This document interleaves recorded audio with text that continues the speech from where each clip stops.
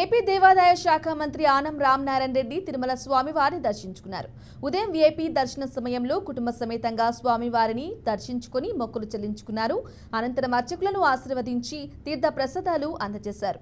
CM చంద్రబాబుకు, deputy CM Pawan కళ్యాణ్కు, మంత్రులకు, రాష్ట్ర ప్రజలకు శ్రీవారి ఆశీస్సులు ఉండాలని కోరుకున్నట్లు మంత్రి తెలిపారు.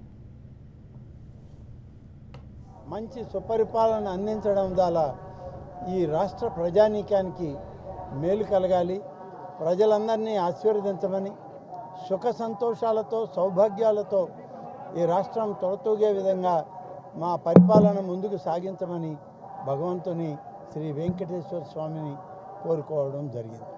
త్వరలోనే నివేదికలు ప్రభుత్వానికి వస్తాయి. వచ్చిన తర్వాత ముఖ్యమంత్రి గారితో సంప్రదించి దీని మీద అన్ని నిర్ణయాలు తీసుకొని దీనిలో ఏమాత్రం పొరపాట్లు చేసినా, ఎవరు దోషులైనా, ఎంతటి పెద్దవాళ్ళైనా ఎవరిని వదిలిపెట్టడం అనేది ఈ ప్రభుత్వం చేయదని మాత్రం మీకు మనం